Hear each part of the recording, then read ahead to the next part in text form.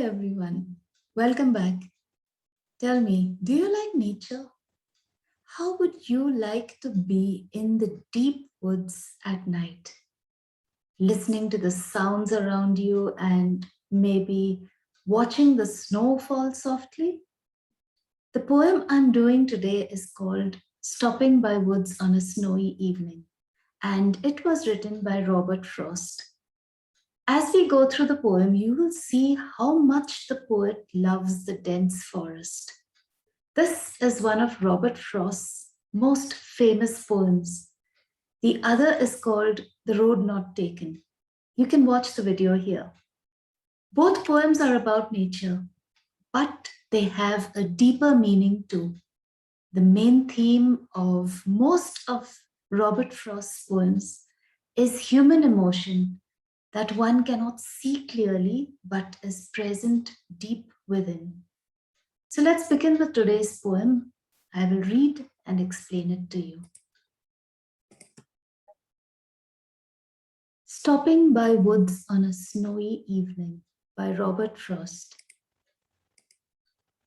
Whose woods these are, I think I know. His house is in the village though. He will not see me stopping here to watch his woods fill up with snow.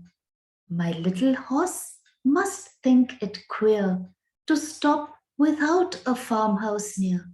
Between the woods and frozen lake, the darkest evening of the year. He gives his harness bells a shake to ask if there is some mistake. The only other sounds the sweep of easy wind and downy flake. The woods are lovely, dark and deep. But I have promises to keep and miles to go before I sleep and miles to go before I sleep. That's the end of the poem. So let's go through it once more while I explain it to you. Whose woods these are, I think I know. So the poet says that he thinks he knows who these woods, who this forest belongs to. His house is in the village though, and the person he is thinking of lives in the village, doesn't live here. So he will not see the poet stopping over there to watch his woods fill up with snow. So the poet has stopped.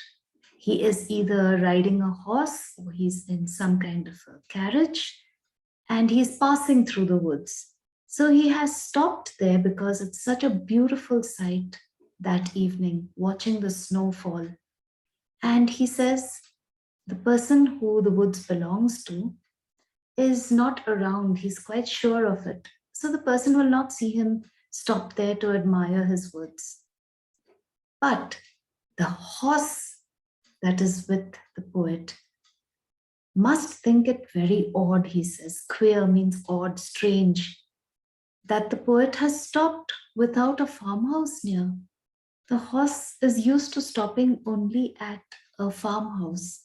Maybe the poet is used to riding a horse or a carriage probably and stopping at a farmhouse to deliver goods, something like that. And now the horse finds it really strange that the poet has stopped in a place where there is no farmhouse. He's probably wondering why the poet has stopped in that place. Where has the poet stopped? Between the woods and frozen lake. Between the forest and a lake that is frozen. The darkest evening of the year. It is dead winter, one of the darkest evenings of that entire year. He gives his harness bells a shake. Who does? The horse. To ask if there is some mistake. So the poet says, my horse thinks that there's something strange going on, and now he gives his harness bells a shake. Just shaking his head like that to ask me if maybe there's some mistake. I've stopped in the wrong place. The only other sound, that means besides the sound of the harness bells, the other sound that the poet can hear is the sweep of easy wind. That means there is a wind blowing, but it's not a strong wind, easy wind. It's very mild.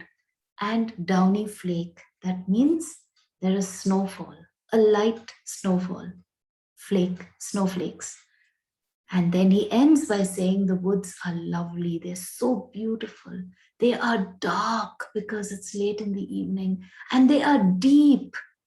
And he wishes that he could stay there longer and admire the beautiful scene a little longer. But he cannot. Why? Because he has promises to keep. He has things to do. He has responsibilities. And he has miles to go before he sleeps. He has a lot to do. He has a lot of traveling to do before he can get into bed at night and have a good night's sleep.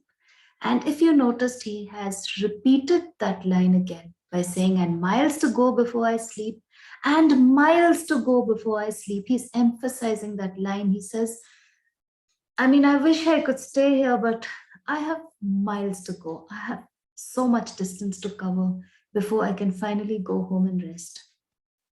And that's the end of the poem. I hope you have understood it, and I hope you have enjoyed it because it's a beautiful poem. We'll meet again very soon. Until we do take care of yourselves and bye for now.